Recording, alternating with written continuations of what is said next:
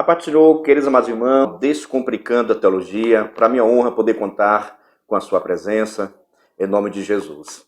Para quem não me conhece, eu sou o pastor Giovanni Santos, da Igreja Evangélica Assembleia de Deus, aqui da cidade de Itolândia, Igreja Assembleia presidida pelo nosso pastor-presidente, pastor Jonias, ao qual eu sirvo ao Senhor como segundo vice-presidente do campo. E para minha honra poder se contar com a vossa presença.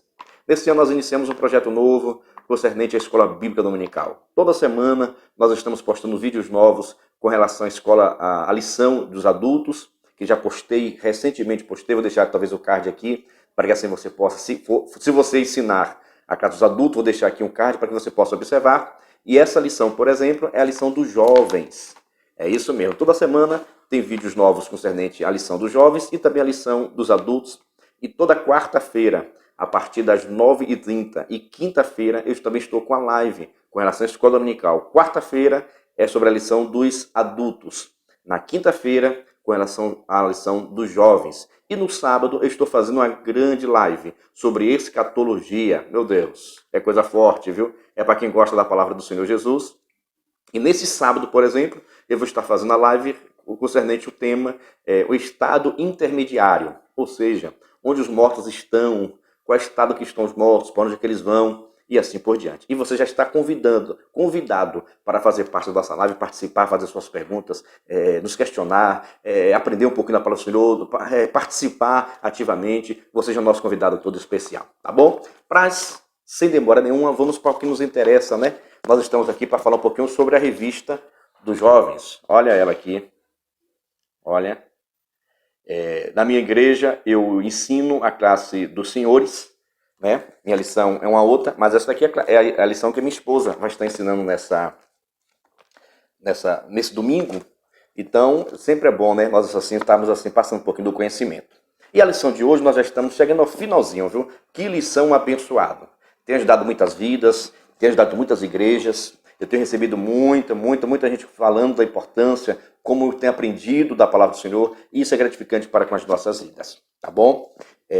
Meu método de ensino sempre é esse, eu não gosto de ficar lendo a revista totalmente, eu vejo os pontos, cada ponto eu vou comentando, aquilo que eu tiver a acrescentar, eu vou acrescentando, para assim facilitar a minha vida, a sua vida, e esse vídeo não fica assim tão longo, que eu sei que nós estamos em tempos muito ocupados, e nós não podemos assim fazer um vídeo tão longo, tá bom? Vou fazer o possível para que nós possamos adiantar, mas que o conhecimento seja passado e possa lhe ajudar. Mas já vou lhe avisando, viu? Tem coisas extraordinárias.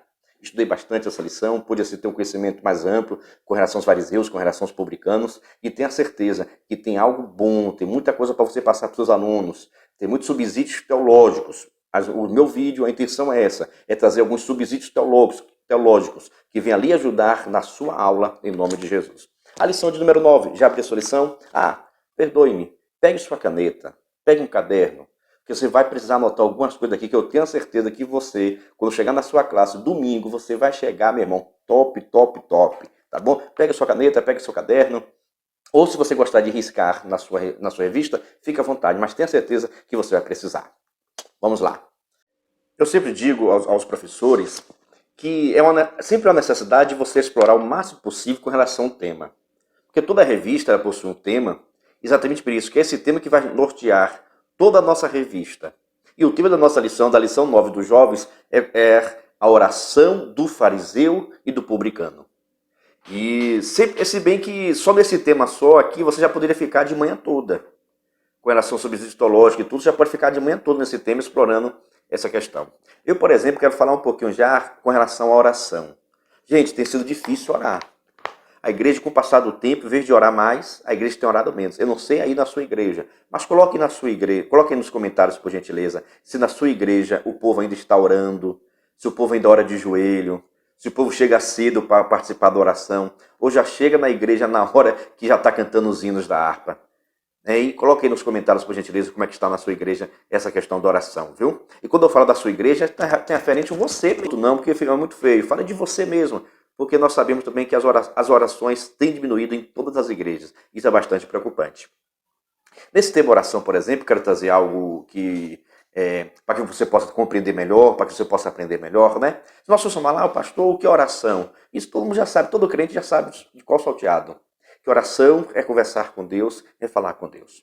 Mas eu vou trazer um questionamento diferente para você nessa lição? Então nós sabemos. Agora, o que não é uma oração? E muitas pessoas acabam confundindo essa questão do que é oração e o que não é.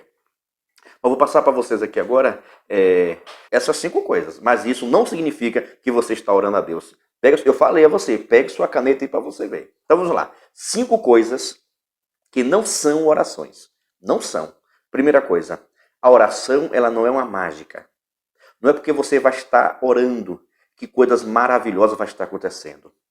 Oração não serve como um brinquedo, como uma mágica. Na Bíblia Sagrada, lá em livro de Atos, teve até um mágico que queria descobrir o segredo da oração. Porque os apóstolos estavam orando, impondo a mão e as pessoas recebiam o batismo do Espírito Santo. Mas a oração, ela não é uma mágica, onde porque você está orando vai acontecer coisas fenomenais. A oração não tem esse propósito. Segundo, a oração não é um monólogo. O que é monólogo, pastor? Monólogo é você conversar consigo mesmo. Monólogo é você conversar com você mesmo. A oração, ela é uma conversa com Deus. É você falando e ouvindo Deus. É Deus lhe ouvindo e Deus falando. É você falando e você ouvindo. Essa conexão tem que haver entre você e Deus.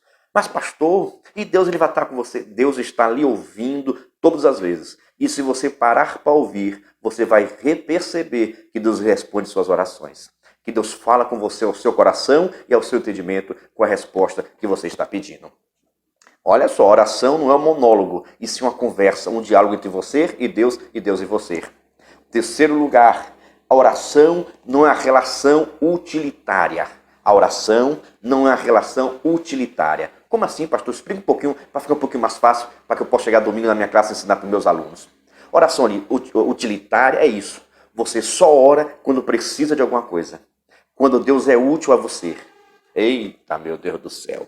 O que tem pessoas que são assim, irmãos. Só ora quando estão precisando de alguma coisa. Com isso, a oração torna-se algo utilitário. Eu vou estar orando porque eu estou precisando disso. E aí agora cria uma grande dificuldade para que Deus possa abrir as portas, para que Deus possa atender sua oração, porque a pessoa só busca a Deus quando está precisando. E aí fica difícil Deus estar atendendo. A oração não é uma relação utilitária, que você só ora quando você precisa. A oração tem que ser algo contínuo na nossa vida. A oração tem que ser algo perseverante na nossa vida. O próprio apóstolo São Paulo vai dizer, né? Orai sem cessar. Orai sem cessar. Constantemente. Todos os dias, todas as horas, em todos os momentos. Pegou aí? Ai. Vamos lá. A oração não é um rito religioso. Você não deve orar porque o seu pastor mandou você orar. Você não deve orar porque a sua igreja manda você orar. Você deve orar por cada sua alma necessita conversar com Deus. A sua alma precisa ouvir a voz de Deus. A sua alma precisa ter conhecimento de Deus. E muitas pessoas fazem da sua oração um rito religioso. Toda essa questão das rezas, né, é algo muito restrito, é algo muito reservado. É algo que fica muito restrito somente às autoridades, o que as pessoas pediram para ser feito. E a oração não é um rito religioso.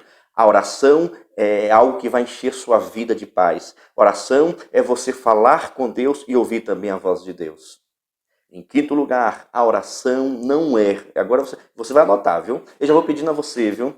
Se você estiver gostando do nosso vídeo, estiver vendo que é importante, que vai ajudar os professores da escola dominical, por gentileza, não guarde para você não, mande para outras pessoas, para outros professores da sua igreja, coloque esse vídeo no grupo lá dos professores, para que os outros professores possam ter conhecimento da palavra do Senhor Jesus, sabe? Compartilhe nas suas redes sociais, mande pelo WhatsApp, fique à vontade, e não se esqueça, se você não é inscrito no nosso canal, se inscreva no nosso canal, ative isso, não custa nada você fazer isso.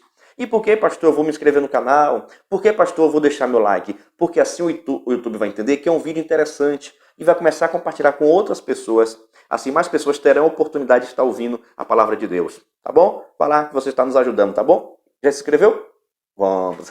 Obrigado, já agradeço em nome de Jesus, viu? Mas, em quinto lugar, oração não é uma entrevista de emprego. Olha só.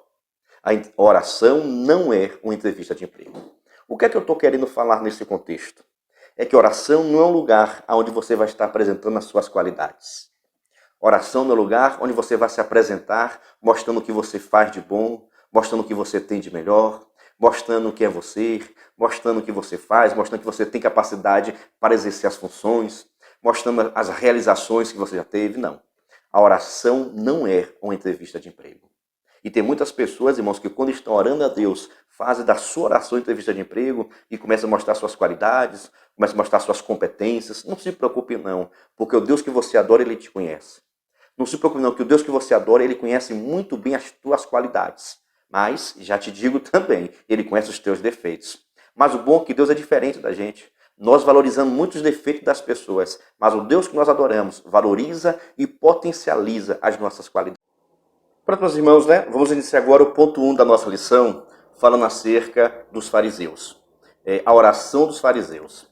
Eu acho que é de suma importância nós abordarmos esse tema e valorizar bastante essa questão dos fariseus para que nós possamos assim, entender qual a oração que eles faziam a Deus. E se Deus aceitava e não aceitava. E por que Deus não aceitava as suas orações. Agora vejamos, quem foram os fariseus? É interessante você perceber o seguinte, essa palavra fariseus vem do hebraico, que é perushem. Tem parushem e farushem, de acordo com o professor, você vai ver que existe um pouco de diferença na pronúncia dessa palavra. Mas basicamente a palavra fariseus, ela vem do hebraico perushem, que significa separados. Olha só. Então a palavra fariseu significa separados. Mas existe sempre um questionamento sobre isso. Separados de quê? Eles eram separados do pecado, eles eram separados dos gentios, ou eram separados de todo mundo? Aí existe sempre esse questionamento de que eles eram separados. Nós, a igreja de Cristo, a palavra santo também nos remete à questão de sermos separados do pecado. O próprio Jesus, na sua oração sacerdotal, em João capítulo 17, ele diz que não estaria orando para que Deus nos tirasse do mundo. Porque não tem condições disso acontecer, no exato por causa da convivência com as outras pessoas. Mas, na hora do arrebatamento, nós seremos sim levados às mansões celestiais para a glória do nome de Jesus. Mas vejamos. Então, os fariseus eram pessoas, era uma seita judaica, muito conhecido como muito partido, uma seita judaica, era uma corrente judaica, tá bom? Do povo de Israel. Tudo indica, né? Os historiadores dizem que eles provavelmente começaram as suas funções a partir de Esdras, talvez já tinham alguns fariseus naquele período, juntamente com a questão dos escribas, porque os escribas começaram a ter conhecimento da lei, começaram a escrever a lei, precisaram fazer as cópias, e com isso aprenderam muita coisa da lei. E daí, alguns destes tornaram-se também alguns fariseus. Quando você ouve essa palavra fariseu, lhe remete o quê? Lhe faz lembrar o quê? Coisas boas ou ruins? Será que você já parou para pensar se você é ou não é um fariseu? Você vai ver daqui a pouco, vou passar para você uma coisa interessante. E você vai ver se você é ou não é um fariseu. Meu Deus do céu, pastor, eu não sou fariseu não, pastor. Porque essa palavra fariseu nos remete um pouquinho muito de coisas ruins. É claro, evidente, né? Que tem muitas coisas dele que são desaprovadas por Deus. O próprio Jesus o criticava bastante. Um historiador, Flávio Josefo, ele chegou a dizer que nos tempos de Jesus, viveram aproximadamente 6 mil fariseus. No tempo de Jesus, para quem não conhece Flávio Josefo, é um historiador, não era cristão, mas escreveu bem aquele período, todo o período do povo de Israel. Esse historiador que viveu ali no período do tempo bíblico, do tempo de Jesus, e assim ele escreveu a sua história, que é conhecida, né? A história dos hebreus, escrita por Flávio Josefo. Ele chega a dizer que no tempo de Jesus viveram cerca de 6 mil judeus, ou 6 mil fariseus no tempo de Jesus. É destacado também que na Bíblia Sagrada faz-se uma referência aos fariseus cerca de 100 vezes. Olha, Jesus por várias vezes mencionou a presença de fariseus ao seu redor.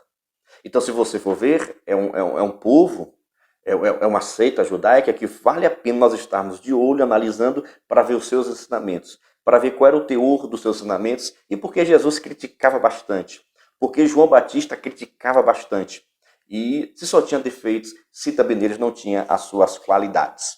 Então, tudo indica que a origem dos fariseus está entre 400 anos antes de Cristo, com a ênfase maior no período dos Macabeus, que é aquele período interbíblico, ao qual passou por 400 anos, ao qual Deus não falava com a nação de Israel, Então, nesse período que surgiu os fariseus.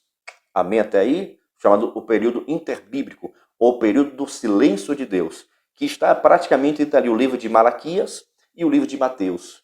Aquele período ali existe cerca de 400 anos. E nesse período de 400 anos foi quando começaram a surgir com mais evidências a questão dos fariseus e mais especificamente também no período dos macabeus. E tudo indica que findou-se o seu período, o conhecimento deles, a sua atuação no tempo dos 70 anos depois de Cristo, quando Jerusalém foi destruída pelo general Tito. Até aí, dá para pegar, não começou a anotar aí? Faça suas anotações. Se precisar, retorne novamente o vídeo, para que assim você possa estar escrevendo, riscando a sua lição, para que assim você possa perder nada para passar para os seus alunos, tá bom? Estou lhe dando um pouquinho do contexto, dos subsídios teológicos, para que você possa ampliar seus conhecimentos nessa área. Agora, por que surgiram os fariseus? Os fariseus tinham alguma importância para o povo de Israel? Vejamos. Essa questão dos fariseus teve seu início por causa da questão do Império Grego. O Império Grego tinha intenção que, quando dominava a nação, queria fazer a aculturação, que é tirar a cultura do povo e implementar sua cultura helenística. Amém? Então, o Império Grego tinha essa utilização, tinha essa função, tinha esse método. Eles faziam o processo de aculturação, que é tirar a cultura do povo e implementar a sua cultura no povo, a sua língua, os seus costumes, os seus deuses e assim por diante. Mas agora você já deu perceber, né? Mudar a língua, mudar os deuses e fazer toda essa processo de aculturação, é claro e evidente que os judeus não iam gostar. Então, muitos judeus, mesmo sendo subordinado, mesmo sendo cativo, mesmo sendo sujeito ao Império Grego, muitos judeus não aceitavam esta posição, não aceitavam essa aculturação, esse processo de perder a sua cultura judaica para assim ganhar uma cultura grega. E esse povo que ficou contra os gregos, que lutou contra, que teve algumas revoltas, que defendia com muita veemência esse processo de aculturação para que o povo não aceitasse, adivinha quem são? Era, no primeiro momento, eles passaram a ser chamados de Hazidins. Era o termo que era chamado deles. Posteriormente, passou a ser chamado de fariseus. Olha só que coisa interessante. Então, a origem dos fariseus era o povo, eram os judeus que defendiam uma fé. Tanto que ele gostava muito desse termo, sabe? Somos defensores da lei. Da fé não, perdoe, da lei. Somos defensores da lei, somos guardiões da lei. Porque eles lutavam veementemente para que o povo não fosse aculturado, não perdesse a sua cultura judaica e para ganhar sim a cultura grega. E esse povo que lutava contra isso é exatamente os fariseus. Então, por isso que ele até se orgulhava desse processo, porque eles não aceitavam mesmo. E é por isso também que eles se separavam. Eles vinham separados de todos, porque os gentios, por exemplo, os judeus não podiam ter contato com os gentios para que não pudesse ficar em pecados, não pudesse haver essa mistura. Então, por isso também que os fariseus tinham esse hábito de afastamento, de ser separado, para que não pudesse haver mistura e com essas misturas começasse a obter muitos pecados. Eu acho que tem gente que já está gostando dos fariseus. Viu?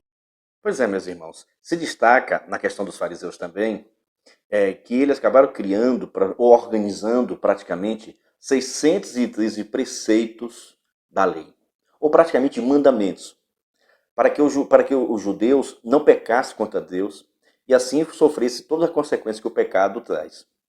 Então ele acabou juntando nisso. Agora, pastor, isso veio da onde? De qualquer lugar? Não. Há um entendimento judaico que a lei de Deus, dada por Moisés, né, as tábuas da lei, não foram somente essas leis. Eles entendem que quando Deus deu as tábuas dos 10 mandamentos, escrita na tábua, Deus também passou para Moisés a sua lei oral. Olha só, entendimento judaico. Que Deus, no momento que deu as tábuas da lei, também passou para Moisés a lei chamada lei oral. E essas leis orais, né, essa lei oral que Deus passou para Moisés, são exatamente esses daí que aparecem 613 preceitos, que estão ligados à lei oral dada por Deus a Moisés no Monte Sinai. Mas isso não tem nada comprovação bíblica de nada. Isso é um conceito judaico, um entendimento judaico. Tanto que essa lei oral é chamada na Bíblia de Talmud. Então o que é Talmud, pastor? Talmud é a lei oral. que os judeus acreditam que Deus passou para Moisés lá no Monte Sinai. E nesse Talmud está contido os 613 preceitos, mandamentos, o qual diz que a igreja, que o judeu não pode tocar, não pode pegar, não pode guardar, não pode fazer, não pode trabalhar, não pode fazer. Isso daí são os mandamentos. Para mim são muitos não, não, não, não, não, não. Para que o povo judeu não se misturasse, não falasse, não conversasse, não pegasse, não tocasse. Não fosse, para que os judeus não pudessem pecar contra Deus e Deus assim trouxesse sobre a nação de Israel o castigo. E essa organização partiu muito dos judeus, porque normalmente a maioria dos judeus era dos escribas. Eles eram escritores da lei, escritores da Bíblia Sagrada, né, do Velho Testamento. Então, com isso, eles tinham muito conhecimento da palavra do Senhor. E daí que eles acabaram organizando esses preceitos. Tá gostando, e tem muita coisa, e tem coisa boa ainda, viu? Tem muita coisa, você vai ver agora o que é que eles acreditavam, o que é que eles ensinavam. É coisa maravilhosa, maravilhosa, em nome do Senhor Jesus. E já estiver gostando, dê seu like, se inscreva no nosso canal e compartilhe esse vídeo para ajudar para que novas pessoas tenham acesso a ele, tá bom? Os fariseus também, eles tinham um hábito que até bíblico, na verdade, só que eles exageravam um pouquinho, né? Que era a questão do uso dos filactérios, que eram propriamente cordões, cordas, que era amarrada tanto no seu braço e prendia também na questão da cabeça, aqueles cordões que aparecem, nós vemos assim nas fotos, né? Prendiam na cabeça, ou prendiam no braço, próximo do coração, e amarrava-se também a questão da cabeça, dando a entender, olha só, dando a entender, que nesse contínuo até alguns versículos bíblicos, dando a entender que eles estavam guardando a palavra de Deus no coração e também na sua mente. Só que os fariseus alongavam muito, querendo destacar cada vez mais. Se era para ser um pedacinho, eles colocavam o braço todo. Se era para ser a ponta na cabeça, colocavam a cabeça toda. Por que isso? Para que todo mundo, quando observasse para os judeus, para o fariseu, podia entender, ali sim, eles guardam a palavra de Deus tanto no coração quanto na sua mente, no seu entendimento. Eles são os inteligentes, já que eles eram copiadores da palavra do Senhor, porque muitos fariseus também tornaram-se escribas. E muitos escribas tornaram-se também fariseus. Amém? Deu para pegar aí? Então já é um grande problema deles. Eles faziam uma coisa para ser vista pelo povo. Amém? Eles tinham muito essa preocupação também na questão da purificação cerimonial. Por isso que eles não se misturavam com ninguém, não tocavam em ninguém, não pegavam em ninguém, não queriam contato com as pessoas gentias, porque assim eles estariam cometendo pecado contra Deus. Então por isso que acabaram se afastando. Onde eles chegavam, eles começavam a pregar, a ensinar o povo, a mostrar qual é a vontade de Deus. Onde quer que eles chegavam e começavam a falar isso. E a sua mensagem principal está contida nos 613 preceitos. Ou seja, dura, de correção, de não pegue isso, não faça aquilo, você não pode, senão Deus vai trazer castigo sobre a sua vida, né? Só aqueles sermões duros, né? Então, mas onde eles chegavam, eles tinham esse hábito de pregar a palavra, né? De anunciar, de ensinar qual era a vontade de Deus. Mas a temática da sua mensagem sempre era os 613 preceitos da lei de Deus. Agora você pergunta, pastor, mas teve algum fariseu que se destacou? Eu vou dizer o seguinte, viu? Alguns fariseus se destacaram bastante. Por exemplo, né, o nosso amigo Paulo. Paulo, apóstolo São Paulo, ele era fariseu. Gamaliel também, ele era fariseu. Conhecido de todos, Gamaliel. Nicodemos também, ele era fariseu. Olha só. Então, às vezes, mas todo mundo é ruim. Não, tem muita coisa interessante, tem muita gente boa também, que nos serve também para entendimento da palavra do Senhor Jesus. Agora vejamos, eu vou lhe fazer uma pergunta e você responda aí, antes de você ver o cumprimento desse vídeo, viu? Você é um fariseu? Pastor, o senhor está me ofendendo? Eu vou passar para vocês agora o que é que os fariseus acreditavam. E você vai ver se você acredita das mesmas coisas ou não. Tá bom? Vou passar para você agora na relação. Pega a canetinha, pega um papel aí para você anotar isso aí, tá bom? E você vai ver se você é um fariseu ou não. Veja só. Os fariseus acreditavam na lei que é a Torá de Deus, e também na tradição oral, que é o Talmud. Você acredita nisso? Eles acreditavam que existia somente um único Deus. Eles acreditavam na ressurreição dos mortos, que os mortos estariam ressuscitando em um momento da história. Você acredita nisso? Eles acreditavam nos anjos e também demônios, que existiam anjos bons e existiam anjos maus, que no caso os demônios. Eles acreditavam no julgamento futuro, com punição para uns e salvação e bênção para outros. Para ele, as pessoas que morriam iam ressuscitar, e aqueles que tiverem feito mal estarão sofrendo, estarão tendo punição do próprio Deus. E aquele que fizesse bem estaria tendo alguns privilégios, estaria algumas bênçãos. Não é isso que você acredita também, não? E aí, você é um fariseu ou não é um fariseu? Vejamos. Eles acreditavam também na vinda do Messias. Isso estava no coração deles e acreditavam também que o Messias estaria vindo para trazer salvação e livramento para o povo de Israel. Eles acreditavam na imortalidade da alma, ou seja, que a alma não morre, que a alma ela não morre, ela continua viva porque Deus deu a ela a eternidade. A alma não é eterna, porque ela teve um princípio, e para ser eterno não pode ter um princípio e nem pode ter fim. A alma ela não morre, porque a alma ela foi eternizada por Deus. Mas tem alma que vão viver no sofrimento eternamente e outros estarão a salvação, o livramento eternamente. Mas cada um escolhe o seu caminho. Ainda bem que você escolheu o caminho de Deus, viu? Os fariseus, eles eram dizimistas de tudo. Povo bom de contribuição, viu? Era dizimista, acreditava na questão do dízimo e ofertava no templo do Senhor. Olha só, eles gostavam muito de oração. Onde tinha oração, eles estavam presentes, porque eles gostavam muito de conversar, de falar com Deus. Eles guardavam o sábado, era algo que era fundamental, até porque era um dos preceitos também contido no 613, é a questão da guarda, a questão que não poderia fazer nada. Se a pessoa tivesse com a garganta inflamada, por exemplo, vinagre na boca e fazer o gargarejo, não poderia. Poderia tomar o vinagre, mas gargarejar não, porque eles diziam que isso é um trabalho. Estariam trabalhando, e dia de sábado o judeu não pode trabalhar. Isso é ideia também dos fariseus. Então fica aí. Está vendo tanto de coisas que eles ensinavam, o próprio agora de pastor, mas tudo isso que eles acreditavam, nós também praticamente acreditamos, né? Salvo a questão do sábado, porque hoje para a gente é o domingo. Mas o próprio Jesus, irmãos, ele no Mateus, depois você ler Mateus capítulo 23 com mais detalhe, você vai observar que Jesus em nenhum momento critica os ensinamentos dele. Jesus chegou até a dizer, olha, faça o que eles vos ensinam, mas não faça o que eles praticam. Devemos observar os ensinamentos dele, porque os ensinamentos dele são verdadeiros, são bons. Mas a prática dele, que eles faziam, era para ser vista por todos. Fariseus gostavam de lugar de destaque. Fariseus gostavam que quando fosse chamado para almoçar na casa de alguém, ele pudesse sentar sempre na cabeceira da cabeceira. Né? Os fariseus gostavam sempre dos primeiros lugares. Os fariseus gostavam de ser chamado de rabi, gostavam de ser chamado de mestre. Então, o erro na vida dele, e além do que, esses preceitos, 603 preceitos, a maioria praticamente eram impossíveis de ser praticados, de serem vividos. Com isso colocava peso sobre a vida dos judeus, que os judeus não tinham condições de suportar. Nem os próprios suportavam o peso. Acabava sempre se deslizando, acabava sempre pecando, porque eles acabavam colocando peso demais na vida das pessoas e que não tinha mais nenhuma necessidade de assim fazer. Agora você pergunta, pastor, então qual era o pecado dos fariseus? Exatamente, o pecado dele era a arrogância.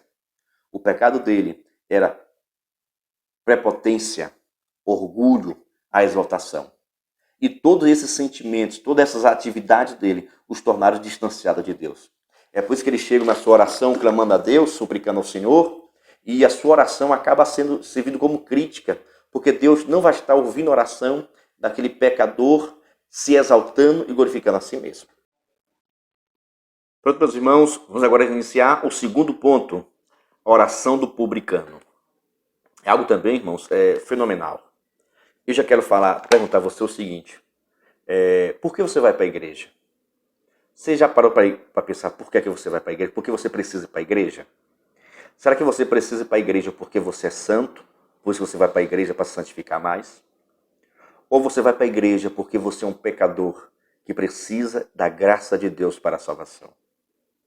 E isso, irmãos, às vezes nós precisamos compreender e entender que nós vamos para a igreja porque nós somos pecadores e precisamos de Deus para que Deus possa cada vez mais nos redimir, nos salvar, nos libertar, nos purificar, nos santificar, nos limpar cada vez mais, para que nós possamos assim estar firmes e constantes na obra do Senhor. Esse publicano, irmãos, chama muita atenção de vocês. Você faz a pergunta seguinte, né? Quais são na Bíblia você sabendo que existem os publicanos, né? Normalmente nós perguntamos, nós falamos assim, quem são os publicanos? As pessoas falam, são os cobradores de impostos. Verdade. Agora, desde quando é pecado cobrar imposto pelo governo? Você já parou para pensar? Aonde que estava o pecado do publicano? É porque eles cobravam a mais do que era devido. Pronto. Então os publicanos eram os cobradores de impostos, e com isso eles cobravam a mais do que era devido, e devido a isso, eles eram um povo assim rejeitado pela comunidade. Os publicanos, irmãos, é possível perceber o seguinte: na Bíblia Sagrada, um livro do Novo Testamento foi escrito por um publicano. Você sabia? Diga o nome dele aí agora. Diga aí, fale alto, viu? Um publicano escreveu a Bíblia Sagrada, que por coincidência é o primeiro livro da Bíblia, que é Mateus. Mateus, ele era publicano. Na Bíblia Sagrada também destaca a questão da história de um homem chamado Zaqueu, que era chefe dos publicanos. Você vai entender muito bem, daqui a pouquinho eu vou falar para vocês, porque era chefe do publicano, o que significa, o que foi que Zaqueu fez para conseguir esse título de chefe dos publicanos. Os publicanos também, ele tinha os desprezos da comunidade. A própria comunidade desprezava os publicanos, detestava os publicanos. Eu digo que não chamar para churrasco, não chamar para festa nenhuma. Era totalmente algo assim, eles eram rejeitados pela comunidade.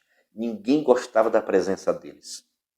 Olha só, os publicanos também, eles eram desprezados pela comunidade religiosa, pelos religiosos da época. Para os religiosos da época, os publicanos eram totalmente pecadores, destituídos da presença do Senhor. Para os líderes religiosos, os publicanos, eram pessoas que andavam constantemente no pecado. Por isso que ele era algo rejeitado pelos líderes religiosos. Olha só que coisa interessante, viu? Então, devido a isso, dificilmente os publicanos tinham direito à liberdade de estarem no culto, cultuando a Deus, adorando a Deus. Os publicanos, particularmente, não podiam viver no seu convívio, né? Ali com a comunidade judaica, participar das festas do templo, das festas religiosas, porque eles eram rejeitados e desprezados por toda a comunidade. Mas Jesus, ele é diferente do homem. Aí Jesus pega um homem desse, que é desprezado, rejeitado, humilhado, desprezado, e o chama para fazer parte dos seus discípulos. Isso aí, porque você é pregador, tua mensagem muito boa. Viu? Estude mais sobre esse tema que você vai ver que vai estar muito lhe ajudando para a obra do Senhor Jesus. Então, publicano, existia esse desprezo. Então, era um povo que praticamente, com relação a, mesmo se tivesse a sua devoção, quisesse adorar Deus de uma forma assim pública, ninguém acreditava que ele verdadeiramente estava adorando a Deus, por causa dessa questão de cobrar impostos. Agora, uma coisa interessante, que eu estudando pude aprender, é o seguinte, bastante interessante concernente os publicanos, o que fazer para conseguir trabalhar, o que fazer para conseguir ser um publicano, né? Veja só que coisa interessante. Por isso que os judeus detestavam mais ainda os publicanos, os judeus que eram publicanos. Porque existia também romanos que eram publicanos. Mas alguns judeus também foram e trabalharam também nessa área de cobrar aos seus irmãos, cobrar ao povo judeu os impostos. Então, publicano é aquele que cobra imposto. Até o próprio nome significa isso, viu? Cobrador de impostos. O nome publicano. Mas para se tornar um publicano ou chefe de publicano, aconteceu da seguinte forma. Havia um leilão para leiloar, né, para colocar assim à venda, a disponibilidade de uma cabine, tipo como acontece na questão dos pedágios. Não existe aquele pedágio que a pessoa precisa passar para aquele lugar e acaba pagando um valor, pronto. Em Israel, no Império Romano, era a mesma coisa. Em vários lugares das cidades existia essas cabines que servia para cobrar os impostos, para entrar, para sair, para deixar a mercadoria e assim por diante. Então existia um momento no decorrer do ano que era feito os leilões, onde qualquer pessoa que quisesse ser um publicano, ele poderia participar desse leilão. E nesse leilão, pois ele está ofertando ali o lugar do porto, né, portuário. Quem gostaria de ser o publicano, o cobrador de imposto desse porto daqui? E quem quisesse poderia participar desse leilão e ofertar. Agora, veja só uma diferença. Aqui no Brasil, por exemplo, né, quem quiser ganhar o pedágio, o direito de tirar o pedágio, de cobrar o pedágio, a pessoa deve propor o menor preço. Aquele que garantir que vai cobrar o menor preço, e vai prestar o melhor serviço e se ganha o leilão. Aqui no Brasil é assim. Mas lá para o Império Romano era totalmente diferente. Quando eles colocavam uma cabine para assim fazer o leilão, era feito o seguinte: quem vai cobrar o maior imposto? Quem cobrasse o maior imposto teria direito de ser o publicano daquele lugar. E esse imposto que era cobrado era para ser enviado para Roma. E daí quem quisesse ser o publicano daquele local, daquele porto, de ter direito de cobrar os impostos daquele lugar, tinha que ofertar o maior número possível do valor do tributo, do imposto. Isso quer dizer que eles chegaram e falaram, eu vou cobrar 10 reais, não, eu vou cobrar 15, eu vou cobrar 20.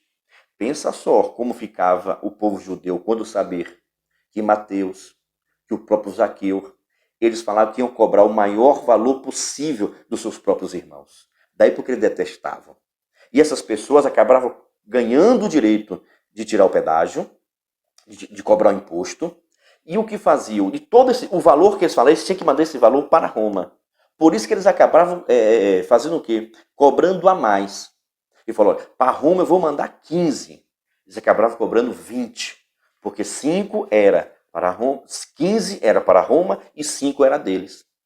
Então, e assim, Roma não criticava nada, Roma não prejudicava, Roma não atrapalhava esse comércio dele, porque eles estavam cumprindo com o papel dele, que era mandar os 15. A prioridade de Roma era receber o seu. E como aquele publicano estaria fazendo, eles não tinham interesse nenhum. É por isso que os judeus detestavam os publicanos, que eram também judeus. Porque eles estavam cobrando muito. Eles cobravam a mais para se ter riqueza, ter prosperidade. E agora é que vem, qual era o pecado do publicano? O publicano, ele era tido como pecador da corrupção, da extorsão, de avarentos e de egoísta. E chama a vossa atenção que o próprio republicano aqui dessa parábola, ele vai entender que realmente ele é pecador. Ele é desprovido da graça. Ele não é merecedor de nada. O fariseu se achava merecedor de tudo. O fariseu se achou que ele tinha direito a tudo. E já o publicano entendeu que ele era pecador porque ele não estava conforme a vontade do Senhor. Aí eu te pergunto, qual foi a oração que Deus atendeu? Qual foi a oração que Deus ouviu e que Deus atendeu?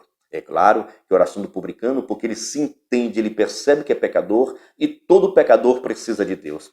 Mas as pessoas que já se sentem santo, as pessoas que se acham melhor do que as outras, elas não necessitam da presença do Senhor. Que coisa maravilhosa, tá bom?